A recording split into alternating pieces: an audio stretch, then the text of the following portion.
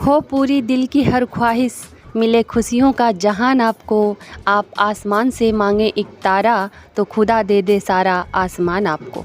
नमस्कार दोस्तों, मैं हूं प्रीति और मेरे YouTube चैनल में आपका बहुत बहुत स्वागत है। आज की कहानी है कि एक राजा था, उसकी 2 रानियां थीं। राजा की कोई संतान नहीं थी। इस बात से राजा बहुत दुखी रहता था। एक बार उसके राज्य में एक साधु आया।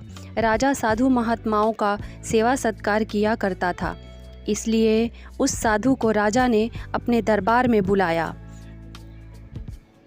राजा ने साधु को अपनी दुख का कारण बताया।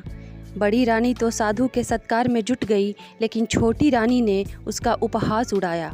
साधु ने जाने से पहले बड़ी रानी को आशीर्वाद दिया कि जल्द ही इस महल में बच्चों की किलकारियाँ गूंजेंगी।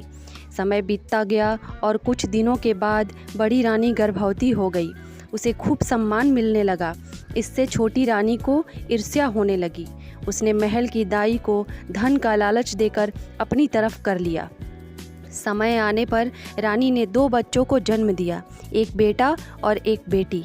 लेकिन दाई ने मौका देखकर दोनों बच्चे छोटी रानी को दे दिए और बड़ी रानी के पास 2 पत्थर रख दिए। छोटी रानी ने बच्चे चौकीदार को देकर उन्हें जान से मारने का आदेश दिया, लेकिन चौकीदार को दया आ गई और उसने बच्चों को नहीं मारा और जंगल में छोड़ दिया।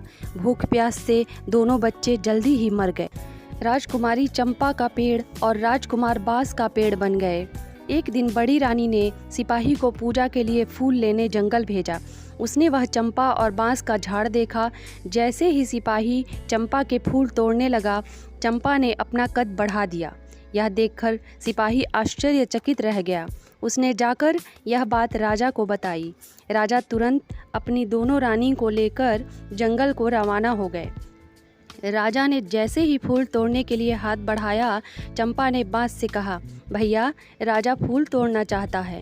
बांस ने कहा, तू अपना कद और बढ़ा ले। यह सुनकर राजा ने पूछा, तुम लोग चंपा और बांस कैसे बन गए? उन दोनों ने राजा को सारी बात बताई। यह सुनकर राजा ने उसी वक्त छोटी रानी को कैद करके बंदी गृह में डलवा दिया। इतने में चंपा की नज़र बड़ी रानी पे पड़ी।